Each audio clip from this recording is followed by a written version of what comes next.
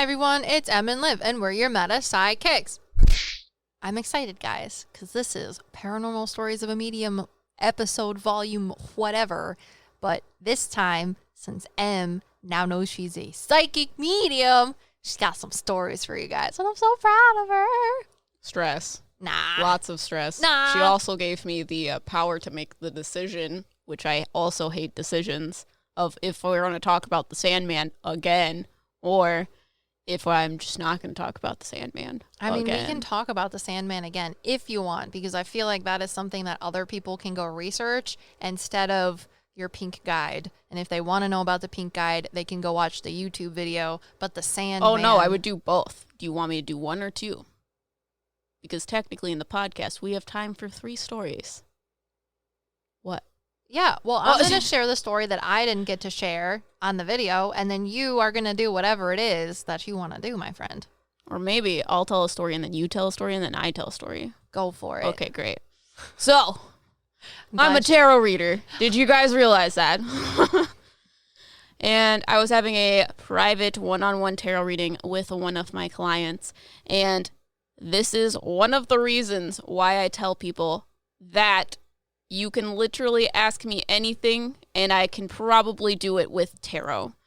There are things that I won't touch, but literal weird questions I can answer with tarot for some reason. Oh, you mean some topics you won't touch? Yes. I thought you meant like divination tools that you wouldn't touch. Oh, no. I mean, there is, but also I'm not going to tell you when people are going to die type things. Yeah, somebody asked us that on a TikTok live, and then they didn't show up for their reading. That is not useful information for you. I'm No. not going to provide stress and horrible things to you Well, in a also, reading. who do you think we are to think that we know that? Yeah. That is not what we do. And if anyone has ever given you the idea that a psychic or medium So- can tell you that, they're wrong.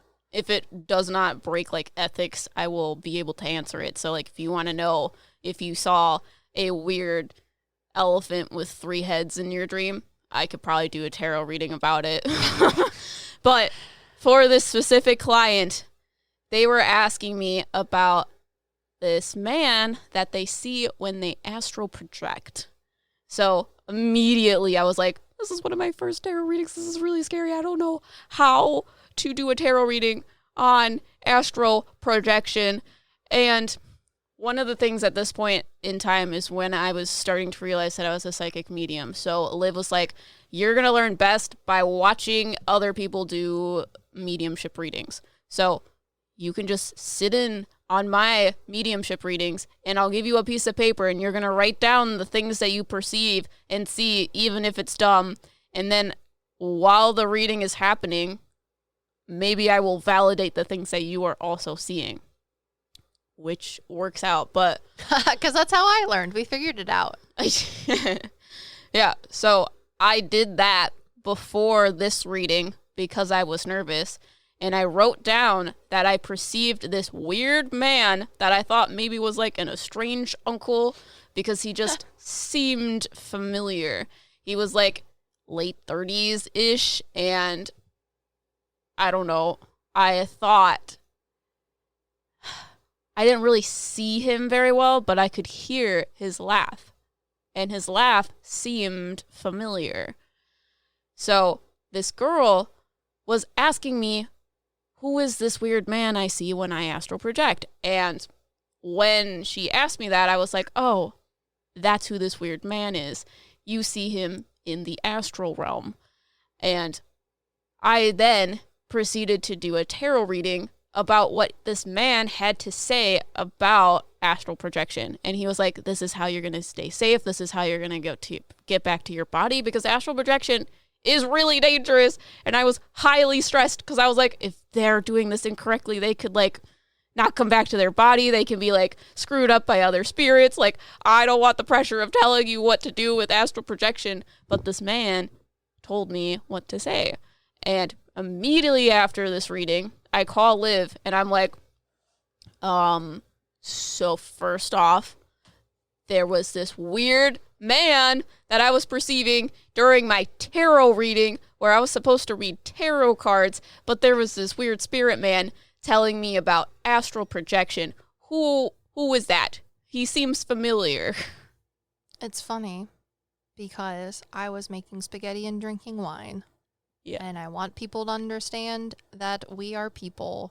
What? That happen to be psychic mediums. What? I don't know. We're people and psychic mediums? I don't know. People like when guys, I've started to get like a couple people when we have readings and they're like, oh my God, I love you. I can't believe I'm actually talking to you. And I was like, I can't believe I'm talking to you. I'm so nervous right now. And they're like, no, I'm so nervous right now. And I was like, you just have to listen to what I have to say. I have to actually talk to other people, listen to what they have to say, and then tell you what they have to say. And then listen to what you have to say about what they have to say to you through me. Who's actually nervous right now, guys? But I just want people to know we are psychic mediums, but first, we are girls who like pizza and ice cream and wine. And when Emily calls me talking to a man that she doesn't know, highly stressed out that I was doing a mediumship reading and a tarot reading. Yeah, and I'm making spaghetti and drinking wine. If I knew how to make wine, I'd be dangerous. Anyways, yeah. I'm like, okay, she's freaked out. Mr. Man, who are you? So this dude pops in and he's like, hey. I'm like, are you the weird dude that's making my friend poop her pants and interrupting my ability to enjoy wine? And he's like, yes. I was like, all right, well, she says you deal with astral projection or something. So are you like a good dude? Are you cool in this place? Or do you need to get out because you're fucking weird? And he was like, well, this is what I do. And he holds up a literal hourglass, like one of the old ones that are made out of wood with like the sand in them. And he's like, this is me. And I was like, that tells me nothing. You are the only thing between me and my second glass of wine, because before I get drunk, I need to answer Emily's question. Hurry up, please. And he's like, okay. Mind you, I asked him, I said, he looks like he's like 43-ish. And he's wearing jeans, dark boots, and like a very, very worn leather jacket. And he has sandy blonde hair, possibly a mustache and or goatee. Is this consistent with your auditory echolocation ability of clairaudience? And she's like, yes. And I was like, great. And she goes, okay, well, who is he? I said, he shows me an hourglass. So I'm like, hey, buddy, as I'm sipping my wine and my pasta begins to boil. The Italian in me is getting very impatient. I'm starting to have hand gestures. And he's like, okay, well, here's my hourglass. But I'm like, do you deal with time? What? If you break that thing, there's going to be a mess. And then we're going to have to clean up the sand. You need to hurry up, bro ham. And he's like, no, I don't deal with time necessarily. And then he made me hear what Emily said of this man feels familiar. And he feels familiar also to my client. However, nobody actually knows him. And he goes, I'm not time, but I've been here since the beginning of time, specifically since the beginning of human time. I don't deal with the sands of time. I deal with dreams. The sand in your eyes, I am the Sandman. And I was like, what? I was so mean to you. My Italian hand gestures were coming out, and I was like, man, I'm talking to Sandman. And then I was pooping my pants, and Emily's like, do you understand why I'm pooping my pants? And I was like, yes, I just dropped a deuce in my pants right now. Jesus Christ. And he's like, no, not Jesus Christ, the Sandman. I'm like, I got it. Okay, hang on.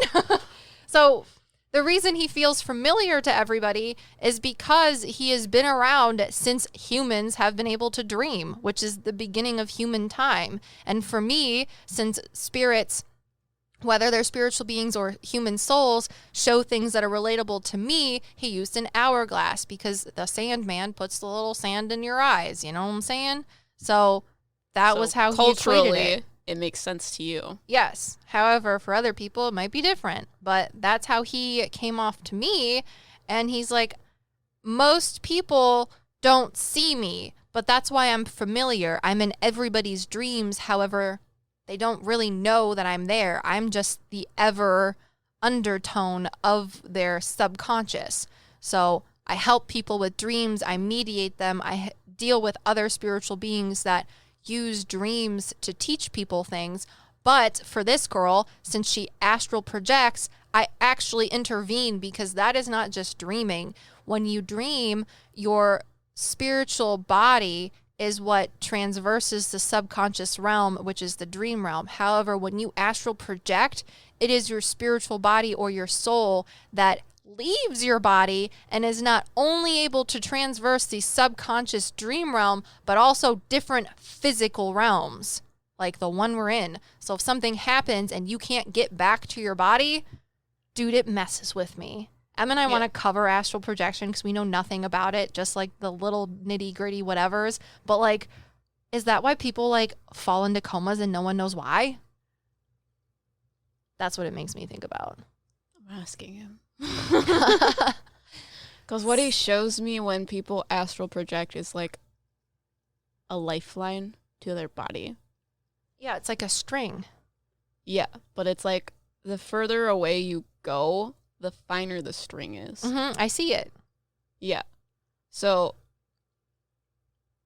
if you imagine yourself going into like, I don't know, a dark hole, and you have the string that leads you back out of the dark hole, if it's like a fishing line, you might have a hard time figuring out where to go back to. Yeah. So that's why he actually, helped this person. Whereas other people, now that we've learned, there's this thing, the perception of the Sandman, or at least what we think is the human perception of the Sandman, is called, quote, the man. And we made a TikTok about it, but it's wild because I heard about it in one of my podcasts that I love to listen to. And I want to write into that podcast and be like, guys, you're talking about the man. And I need you to know that it's the Sandman because I talked to him. But if you're a medium and which podcast though? I love them. It's literally the only podcast I listen to, and that's why we drink with Em and Christine. I love them. If they somehow hear this, I will poop your pants and my pants and the Sandman's pants. Jesus Christ. I'm just letting you know, because there's like an excerpt in one of their podcasts that they talk about, or Em mentions the man, because I'm not going to lie, if they do listen to this, I literally started listening to And That's Why We Drink because it said true crime and paranormal, and I don't really like true crime because it scares me, but I'm a medium, so I'm all into the paranormal stuff. But Em mentions the man and how it's like this weird thing that people have been able to draw. And if you've seen him, you draw like the same thing consistently. But I don't think everybody's seen him, because I want people to understand I have not seen this image of, quote, the man. But I wanted to know why, if I saw the Sandman, because Em was talking to him and he was like, hey, why does he look different in these drawings that people are able to recognize as like this man that everybody sees in their dreams, but nobody knows who it is? He's like, well, that's me. However, the reason it doesn't look like the way I actually look, which is the way you look or the way you see me, is because, one, the way you see me is just a way that I can personify myself to make you feel comfortable. So like I could look different to someone else, but this is what's relatable to you. However, that is not what I look like. It is the way he explains how he controls the dream realm, or like he doesn't control it, he oversees it, is like the dude that you see that's on like watching the surveillance tapes at like all the different rooms in a building. Yeah. Uh-huh. I see him more as like the newscaster guy that switches between the weather and the people in the news. Yeah, I don't know what you're talking about. That's hard for me to conceptualize. You know how those people are like, over to you, Bob. And then the camera goes back to someone in an actual building, or it goes to someone that is in the middle of a storm. Yes. He's the one that's hitting all the buttons to make them go from each different camera set, because it's a live stream. So he's the one hitting the buttons to change the frame, the visual, or to change the dream.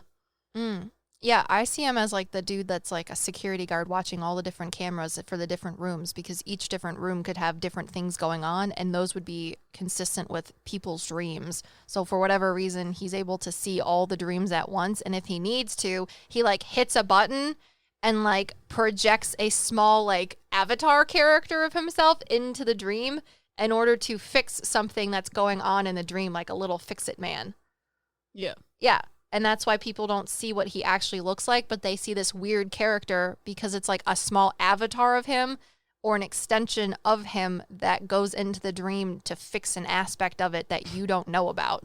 They're explaining it to me like when you're at a horse show and you hit a rail, but you have to go back to the jump. Someone goes in there and puts the rail back up. Yes, exactly. So like no one really knows like who the person is that's fixing the rail. They just know that he might have brown hair. Yeah. And it's always the same person that fixes the rail. Yeah. That's why he looks like that consistently throughout everybody's dreams, because it's just that avatar version of himself in there to fix something or some characteristic that we don't know about in the dream, which is why everyone sees him as that on fleek, bushy eyebrowed dude. But if you haven't seen him, you haven't seen him. That's okay. I personally have not seen him, but I just think it's funny that when someone... But now you have, as a medium. As a medium, exactly. But when M literally is like, we talk about the man, they didn't like expand upon the idea. I really hope that M covers it. And if they do, M, Sandman. if you hear this, I want to be on the podcast with you. I would fangirl so hard. I will bring, I don't know, chocolate milkshakes forever. And Christine, I love gin and tonic. I will 100% hang out with oh my God, what's his name? Don't know. No. Christine has the soul of a guy in her house who was a vagabond and he loves gin. I will love to drink gin with you and the vagabond in your house, because I can tell you right now, I'll talk to him. It'll be fun. Just because you don't live in your old house anymore doesn't mean that we can't enjoy gin. Oh, God. Dreams. Anyways, the Sandman. That's why he explained that he doesn't look like the way he looks like actually, but that's what people see, and that's why it's the same person everyone's able to identify with if you have seen the Sandman. Blows my mind. Absolutely blows my mind. Yeah. So, yeah. I'll remember his name eventually. What, the thing the in vagabond. Their house? Oh. It's like right on the tip of my tongue. If only he could just step up and tell me things, but also, I'm really bad at names. So you want to talk about your next story? Yes. Okay. So, as a psychic medium, people have lots of questions, which is valid, and I'm here to answer your questions, because it's not always scary being a psychic medium, and it's not always like super mind-blowing or whatever, but I feel like a lot of people think that when I get information or I'm doing readings for people, things are very black and white, and that it is just me receiving information in one way to convey a story or some sort of something that my client needs to hear for just my client. But I want people to understand how dynamic mediumship actually is in the way that souls communicate with me and the gift that it is to be a medium. Because sometimes all of the times, the readings that I give are a gift to me in one way or another, because I gain so much understanding of human existence and not only other people's lives, but my life.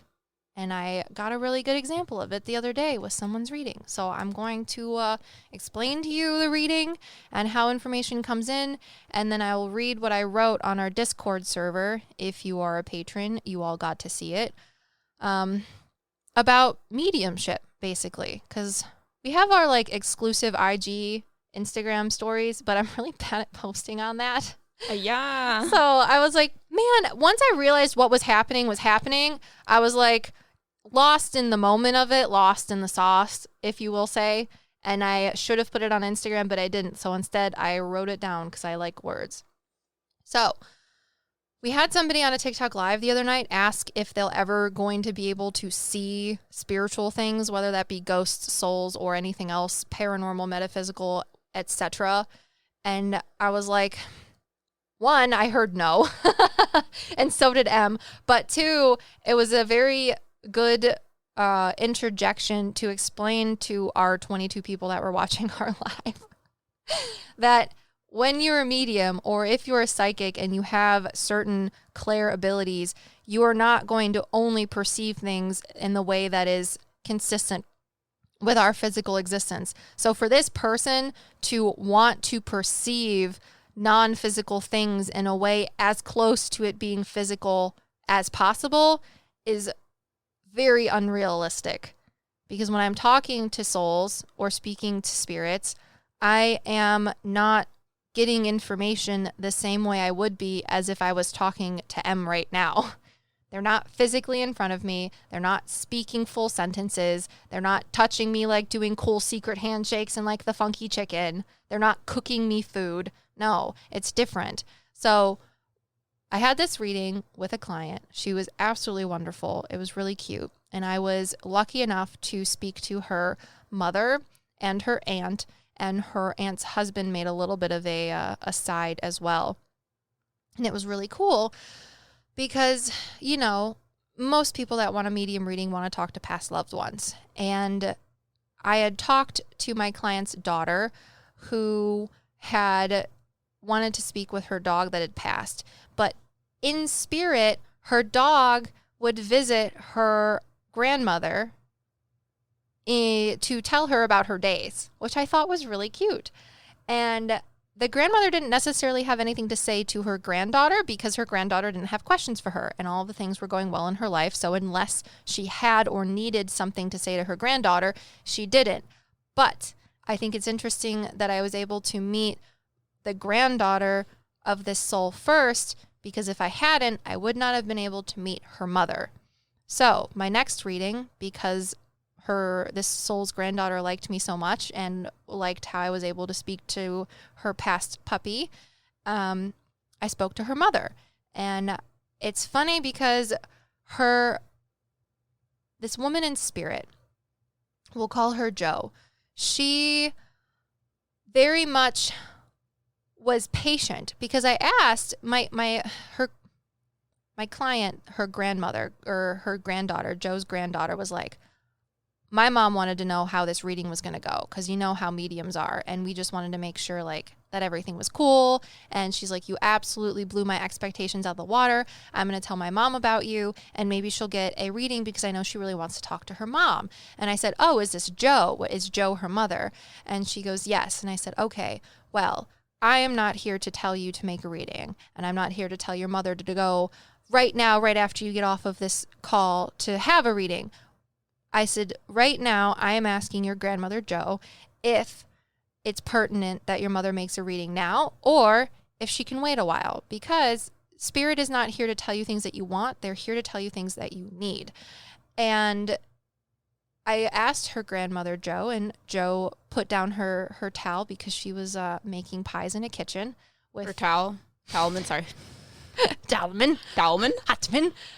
And she looked at me and she said, no, whatever my daughter decides whenever she is ready. So I expressed this to my client. I said, if your mother is ready, great. However, I do understand that people get intimidated by making readings with me. So please express to her that there is no rush at all and that her mother will always be here whenever she is ready. So she did.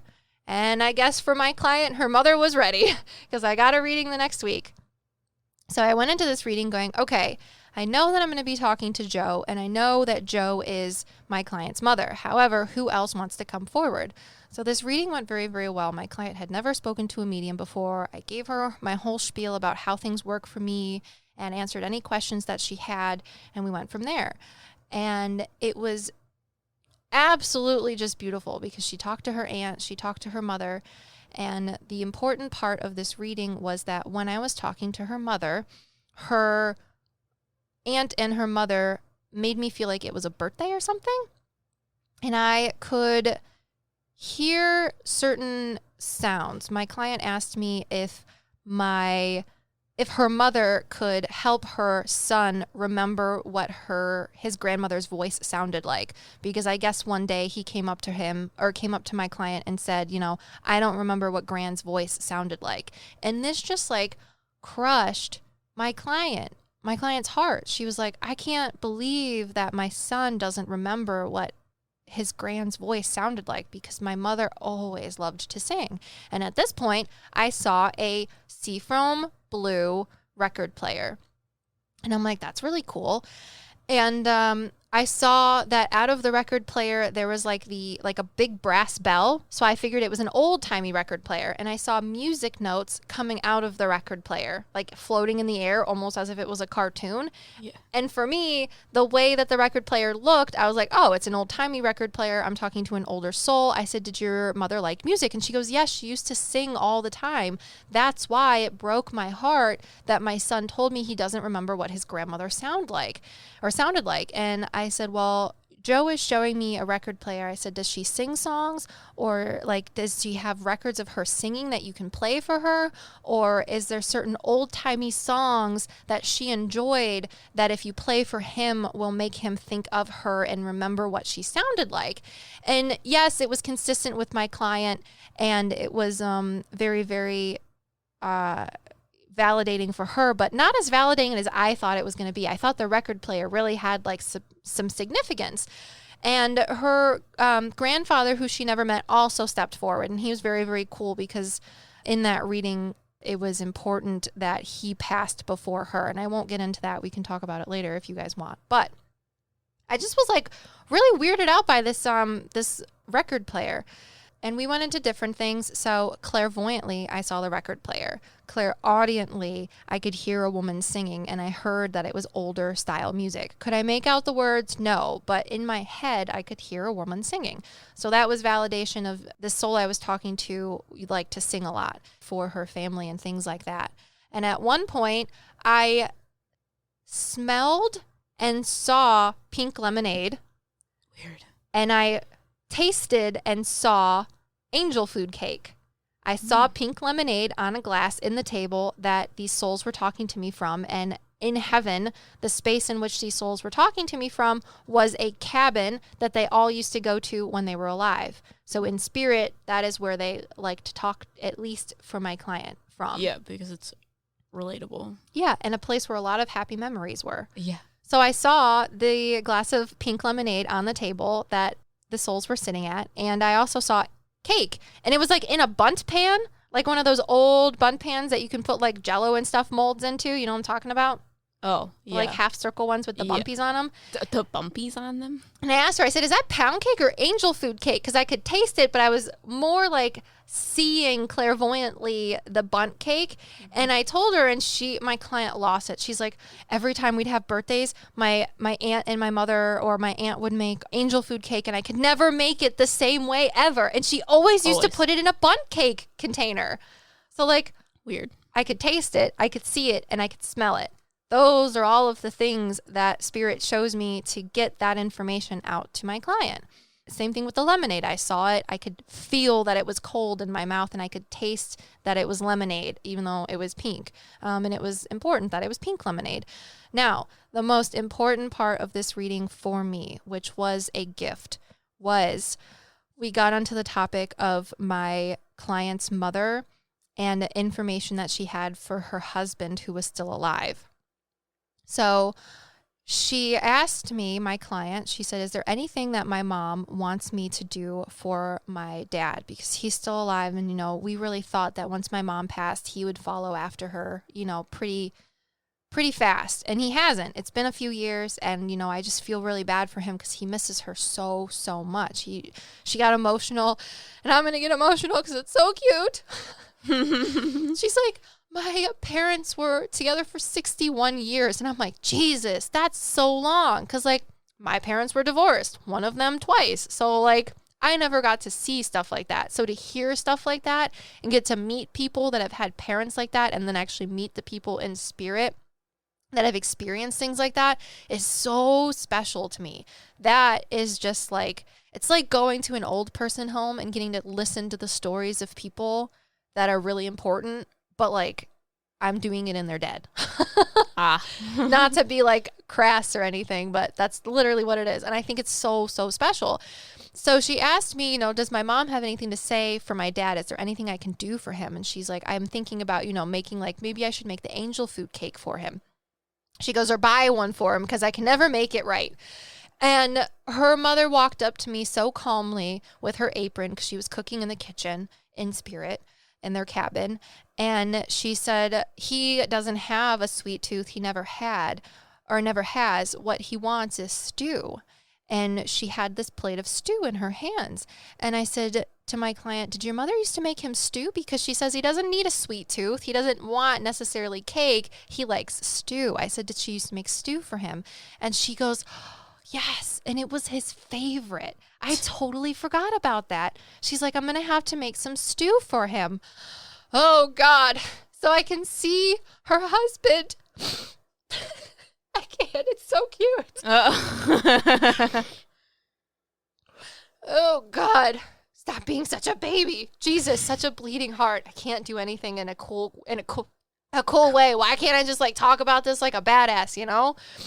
So I saw this woman's husband alive, my client's father, in a chair. She made me feel as if I was sitting in his chair in place of him. And Joe, in spirit, told me to tell her daughter. I can't. It's so sad.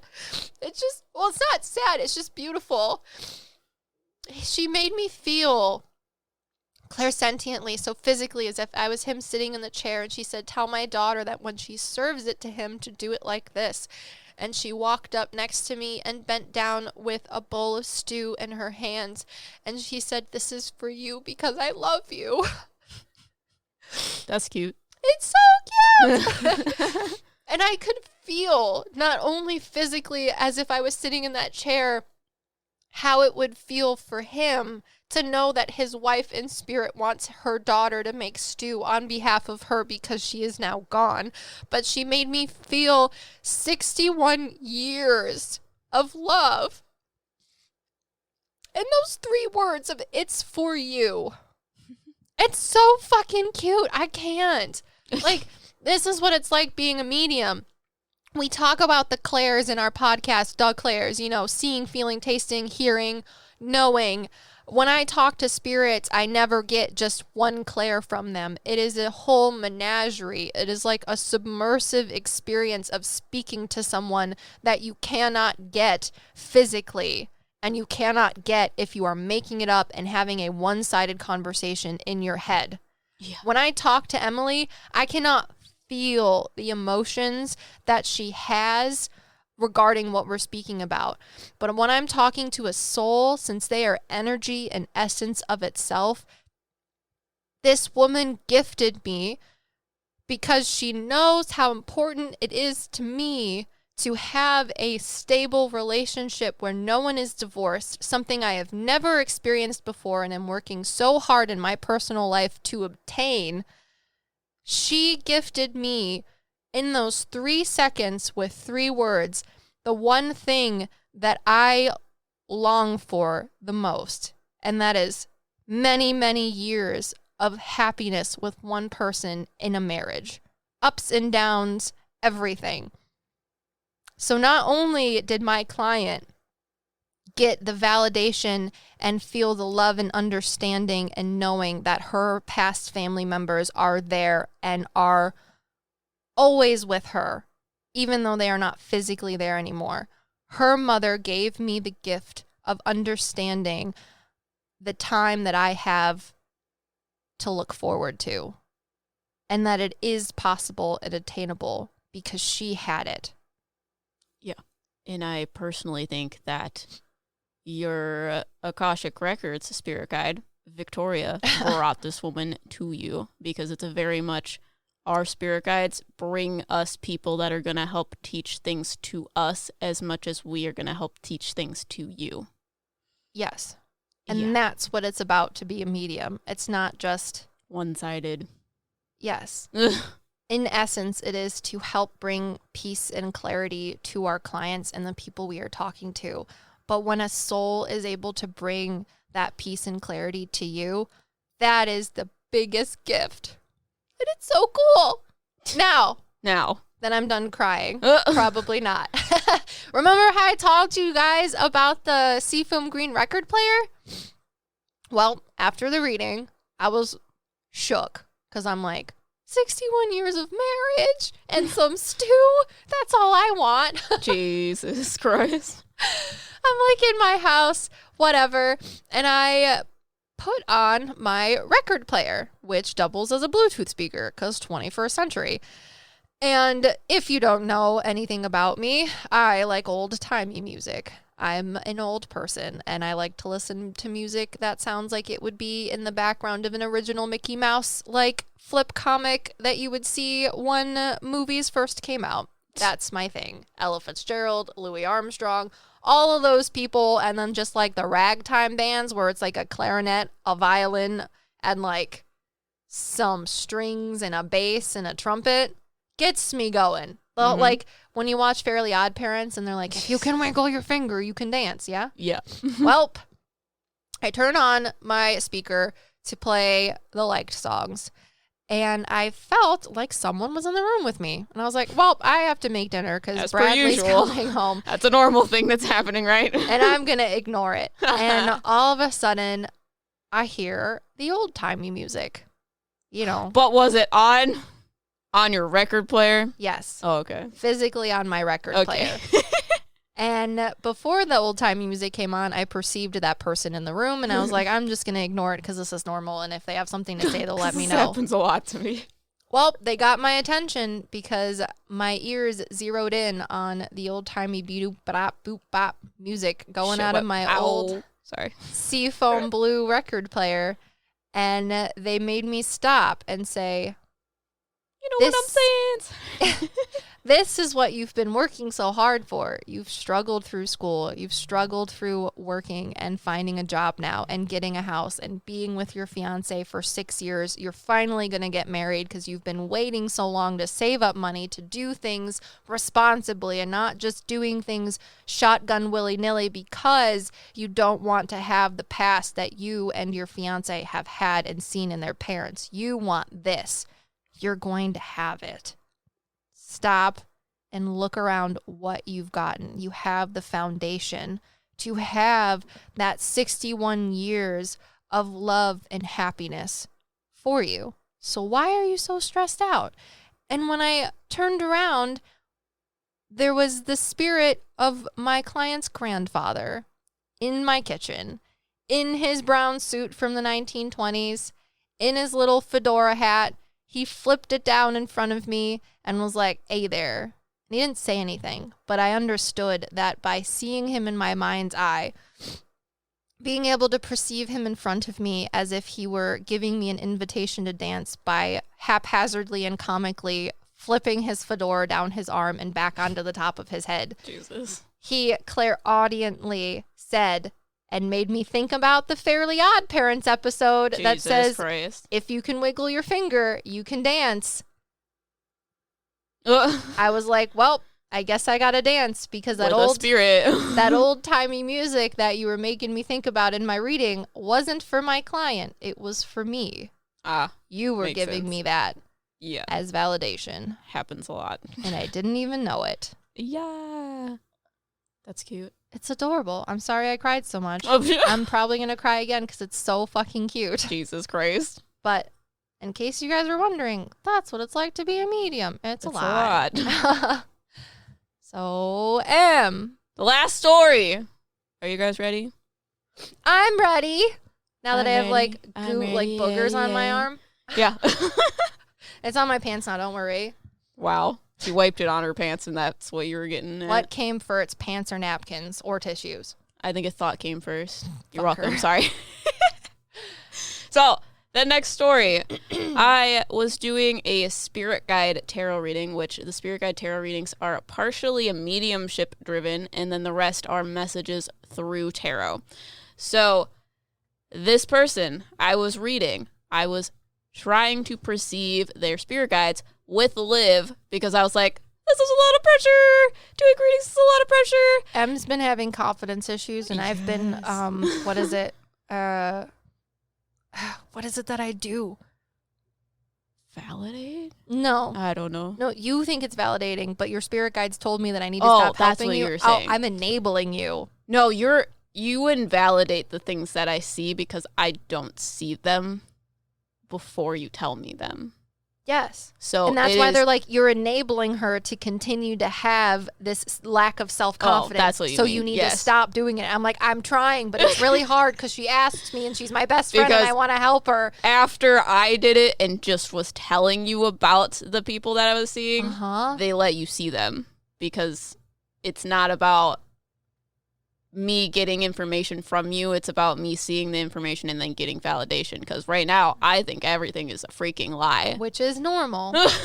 If you are not a psychic medium, you probably think that you're always right. I never think I'm always right. Yeah. I literally told my client in the reading that I had with her that I just talked about that I was like, I think I'm always crazy. So I'm glad this makes sense to you. Mm-hmm. Oh.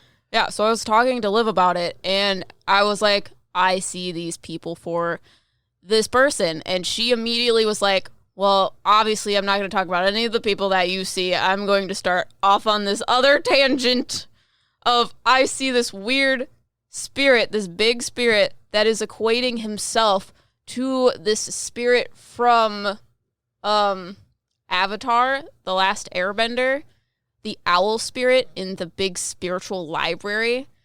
So for us, the Akashic records is similar to the idea that is being laid out in this TV series of Avatar: The Last Airbender.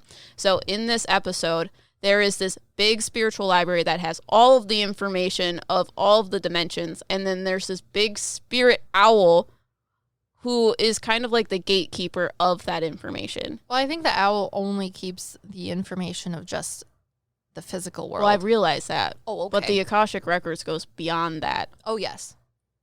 Got it. I thought you were just talking about the Avatar. In the Avatar, they get spiritual information too because they have the spirit realm. So, just saying. And he's a spirit. I don't know. Towel.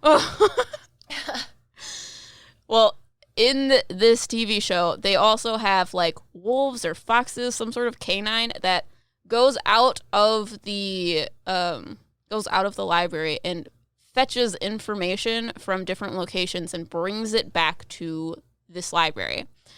So immediately, Liv is telling me this girl has a past life working as an Akashic Records worker. So she worked under this thing that is equating himself to the owl in Avatar: The Last Airbender. And there's this weird fox wolf type thing that is also here that is equating itself similarly to how the foxes are in Avatar: The Last Airbender.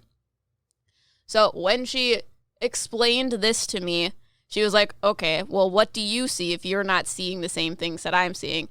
And I told her that I see this weird ball of energy that like almost transports itself. They were explaining it to me how in this video game, it's called Overwatch. There's a character in Overwatch that has the ability to like slow down or stop time and then take a few steps in that state of like suspended time. So it appears as if they are transporting themselves. And I was seeing this little ball of energy doing just that. And I was like, I see this weird ball that's like moving really, really strangely. And she's like, oh, that's weird. So with that being said, I sat down to do this girl's reading and this ball of energy came back and I was like, you're weird. You're not a spirit guide, right? And it was like, no, I have been with this person's soul for like centuries. I have been attached to this person's soul. And for me, I equate that to almost like a familiar spirit or a companion spirit because I looked up what people think a familiar spirit is and they equate it to witchcraft as in a spirit that comes in to help you physically with your spells and things like that. But for me, a familiar is like a being that is almost attached to your soul. So in the Avatar: The Last Airbender, it is like the relationship between Aang and Appa. There is a like difference in power between them, but the benefits of both sides of them being together is like beneficial for both sides. But they're always together. Their souls are tied. And it even goes through lifetimes because the Avatar seems to always have some sort of animal companion spirit. This makes me sad to think about because, What? like, who, if familiars are physical animal incarnations, would be my familiar? Because I have Sniffles, and I definitely think that Sniffles is supposed to be my cat because I originally got her to not be my cat, and she still ended up being my cat, and she's only has a life expectancy of like 21 years. So are you saying familiar in the sense of what witches think of a being coming in to help you with witchcraft things? Or are you talking about the way I equate a familiar spirit as in, like, someone that's tied to your soul? I was thinking about the idea of a, like, Aang and Appa. Who's my Appa? If familiars are an Aang and Appa. Because if Sniffles is my Appa, I'm going to die because she's going to die before me. That still doesn't answer my question. Because Aang and Appa also translates to Roko and his dragon. Ah. They transcend lifetimes is what I'm equating my idea of what a familiar is that you are attached to these like two souls are attached to each other. I see. Because I'm they just yin and thinking yang and about help each other. the really cute fuzzy aspect of having an animal that is tied to your soul and always incarnates with you, because if that's Sniffles for me, I'm going to literally eat myself off a building when she passes because like Finea has that weird bug thing that you were seeing. Right? You were telling me that she has this thing with like it looks like a beetle. Things. Yeah, I remember vaguely of me telling you that. But also, I just want to talk about myself. I don't want to talk about spiritual things because I just got done crying. Well, I'm just talking about the idea of a familiar because some people think that it's just like someone that's here for a second or a while to help you with physical things. And I think it's someone like when someone says a familiar spirit, I feel like they are familiar to you because they literally follow your soul around because you're attached at the hip type of deal. You know what I'm saying? Yeah. But I know witches are that's not it. So I just want a fuzzy being that incarnates with me as an animal, specifically, preferably something like Appa or Roku's dragon, but also transcends lifetimes. Yeah, but like we're stuck in the physical world. It's not like Avatar where Appa lives as long as Aang does. Oh, well. Yeah. Unless I have like a parrot or something. What if I get a tortoise? If I could have a tortoise as a familiar, how do you feel about that? That sounds great. You can take me from place to place. Slowly.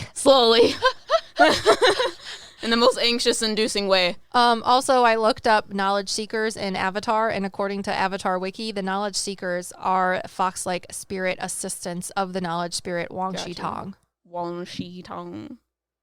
Because she's like, the thing that I saw was a wolf, but the ones in Avatar are foxes, and we've been debating whether or not they are they or not. They look the same. I don't know. Oh, goodness. I don't think foxes are a part of the canine I don't taxonomy like either. either. Well, you said some they sort look of canine like being. A sort of wolf dog thing. Because I think foxes are a part of like the ferret science taxonomy. So anyways, this being that I was seeing is attached to this person's soul and helped them when they were in the Akashic records. And the way that I perceive this being is almost like the Morph character from Treasure Planet, if you guys have ever seen that movie. In the movie, it's about like pirates in space. So there was this one pirate that had this little pink ball of energy that was called a morph, and it had the ability to shapeshift and transport itself to different locations. And it was telling me that it's just like that. It is very similar to the idea of the morph in Treasure Planet. So what this thing did for her when she was in the Akashic records is that it would go to other dimensions and it was able to get information and then come back to her. And you would think that she, as a spiritual being, would be able to do that. However, the dimensions work very similar to, like, if you were scuba diving and you went really deep in the water, you have to be very cautious about resurfacing because you're going to get sick from the change in pressure. So this person in the Akashic records is very much going to be, like, it's going to be harder for them as a more solid being to transport themselves through the dimensions due to the pressure of each dimension. So she's not a solid being. She just doesn't have the ability to that's just change the way I her equate it. frequencies. I realize that. Also, I was wrong. Foxes are a part of the Canidae family, which are dogs. Continue. So this thing is able to go to different dimensions. And the reason why it is because it has this energy that's very buzzy. Like it's a frequency that isn't necessarily consistent, but it is high frequency. And when it goes to these different dimensions, it's able to almost like neutralize the pressure within itself by changing the frequency of itself so that it doesn't have the same effects of going to different dimensions based upon the pressure and frequencies that are there. So what it does is it goes to these things like the Akashic Records past life tells them to go to different dimensions, get information, so it almost like records the information within itself and then brings it back to her who is in the Akashic Records so that she is able to interpret the information. And Liv was telling me that this little ball thing gets a lot of clairaudient information, which is why I was able to pick up on him so well. What are you doing? I'm trying to talk to the guy that likes gin in Christine's old house. Oh my gosh. And I can see him and he's fucking with me. Because like I can hear what he's saying, but I also can't hear it. She's like in the fetal position with like the look of concern. Dude, names are so hard for me. Jesus. And it's like one syllable. Okay. So this little pink thing has the ability to like take the frequencies that it is seeing or perceiving within different realms, and then it almost like makes itself project those back at this person in the Akashic Records. So Liv was explaining to me that it was almost like, you know how computer code, they have like 10s, and that's how they like code things. She was explaining that this thing gives that type of information to this person in the Akashic Records, and she is able to write it down. That's his name. I heard it. It's Walt. Wow. Ah, She literally looked like she was going to poop her pants. dude, I can see him. I was like, I can see you, but I can't hear you. And I was like, you're telling me and I can hear it. I can hear your name in the sentences of the podcast that I've heard. I can hear it, but like, why is it that I can't hear it? And I was like, you needed to give me something else. And he's like, you're really stupid, Mickey Mouse. And I was like, what does Mickey Mouse have to do with anything? Walt Disney. Walt. Sorry. I like how you perceive auditory information is the same way I perceive visual information. Dude, it's so hard. Mm-hmm. Like I can hear it, but it's like it's far away and it's underwater. Mm-hmm. So hard. Mm-hmm. Walt. It almost looks like an ink blotch. Sorry. At all times. Was having a conversation with him. I was like, and not listening to my very interesting story. Sorry. Talk to a pink ball. Pink ball thing. It makes like beep bop noises. Yeah. But mix that with like the of your TV after like it falls apart because the little antennas on the top don't work. Your brother, your cat just like made eye contact with you and then took it off the top of the TV. And you were like, fuck you. I was watching George Lopez. Did we have a past life in the Akashic Records? I got the answer of no, but I don't know. I don't think we've been in the Akashic Records yet because we're too fucking annoying to settle down. Yeah. We're like, oh my God, this is so cool. Let's be dragons. Yeah. So, oh my God, we could be clouds. We like immediately die, and like Kim Possible and Ron Stoppable, we like fist pump when we get to heaven. We're like, we're doing it again. It's like when you go into the ball pit at like Chuck E. Cheese. You like get down to the bottom and then you get back up and you're like, let's do it again. Yeah, most souls are like, let's learn lessons to get rid of karma because this is really annoying. And Liv and I are like, oh my God, did you know we could be a goblin? Do you know what it's like being a goblin? No, let's go fucking do it. Because it's fun. Yeah. Fuck around and find out. Which is why we have a lot of lives in different areas of existence. Yep. I think that's our mantra for existence. Fuck Have you one of these weird ball things? These weird morphs? Have I what? Can we be these weird morph things? I don't think I'd want to because it's too. Why not? Because it's too easy to go in through dimensions. We want to do Clearly, it's not. the obnoxious way. Well, duh. We Yeah. wouldn't be helping anyone, though. No. Not We at would just, all. like, we would transport ourselves to somewhere and then transport ourselves back to each other and be like, look at this weird thing I just learned. Yeah. And then the person that's in charge of us, that's like, I need you to go to this dimension to figure out this aspect so I can write it down and catalog it in the Akashic records. We would come back with like a Slurpee and a milkshake and like be chomping on a burger. And they'd be like, okay, what did you find out? And we're like, wait, what? Yeah, and we would tell you about the entire existence of a toenail, but instead you wanted information about, like, human Abraham existence. Lincoln. Yeah. We would be just as ADHD as we are now, but as souls. Yeah. It'd be a good time. Yeah. We'd come back with like a textbook from 1995 about like Abraham Lincoln. They'd be like, that is not what I wanted. You were supposed to go to the, what is it called? The something address? That's a good When one. he was like 7 years ago. My beard was shorter and I had less wrinkles. You're Sorry, giving me a Abraham lot of- Lincoln, I really love you. You're giving me a lot of PTSD from history class that I was very bad at.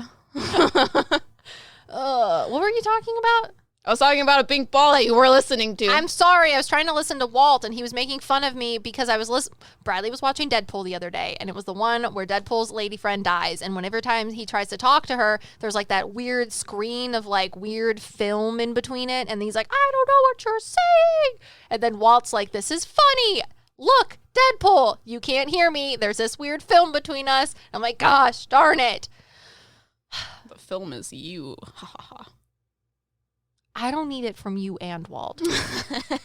I just think it's funny of the way you explain auditory information is the same way I explain visual information. You're like, Mickey Mouse? What the hell is what Mickey Mouse means? And I'm like, swords? What the fuck do swords mean? That is a sword. That's what it does. Oh. And they're like, no. Yeah, I'm just glad I got it without looking it up because I was trying really hard. I was like, you just need to tell me what your name is. And he's like, ha ha, Deadpool. Mickey Mouse, ha ha. Dear God. Uh, Like Georgie from our one stop. podcast with the guy that not- eyes tear down his face. Check that one out. It's a weird, one of our scariest medium stories. I'm quite sure if Em and Christine ever find this video and or podcast, they're never going to talk to us again. And by us, I mean, that's never ever happened. It's never going to happen because now they think we're crazy. Hopefully not. But you all think we're crazy too, right? Or do you believe in this stuff? And if you do, make sure to go to the show notes and give us all of your crazy stories because we need to do another listener story here soon. Even if you don't believe, we're excited that you're here to listen to it too because we also have problems with believing the things that come out of our face. However, it makes great content. It's super cool shower thoughts. We are not high. Please don't ask again. These are actual sober thoughts. We're just mediums. So, with that being said, we have a huge thank to all of our patrons. Single thank. A huge thank. A huge thank. To all patrons. That I had pulled up here a second ago, but now I have Annabelle pictures instead of Patreon, and I have it now. Are you ready? Yeah. We should Let's talk about our patron shout-outs. write them down. It'd be easier. But they always change. Avery, Cassandra. Anthony, Violet. Tiana. Peyton. She like scrolls Dude, I'm past also- the words, and I'm I'm like, not yep, I can't see it while moving, and when it passes that. I'm not left-handed. Brenna. I fixed it. Farina. Farina, sorry. Allie. Mac. Mac Attack. Josie. Dias. Autumn. Victoria. Jenny. Laurel. Brianna. Antia. Bradley. Your towel. Sandy. Naz. Sherry. Christina. Sushi. Anita. Katie. Charles. Charles. Jen. Holly. Krista. Flo. Abby. Mikhail Plack. Malake. Malake. You're a towel too, and you're never going to know. So, thank you to the patrons. If you don't know what our Patreon entails, there is a link in the show notes. peruse it, because I took a lot of time and a lot of funny particles from my body and put them on the interweb for you to understand the different Patreon tiers. And our spirit guides also helped. Gojo thought he was great. He made a pie joke. I didn't get it. M got it later because he explained it to her, because we're twin flames and our spirit guides talk to each other and shit talk. Yeah. So if you want more of this rambling, make sure to follow or subscribe or whatever you do on podcasts, and we'll see you guys in the next one. We are your Meta PsycKicks. Wow. You talked over it. Wow. Wow. God. Hate you. Ruin it all the time. Well, you didn't listen to my story, so. I was trying to figure out what a fox spirit was, and I needed to know what Walt's name was. Yeah, and you look like you were taking a poop ball. You're thinking so hard. Well, I am a mental medium. Got a big brain. Jimmy Neutron. Got a blast!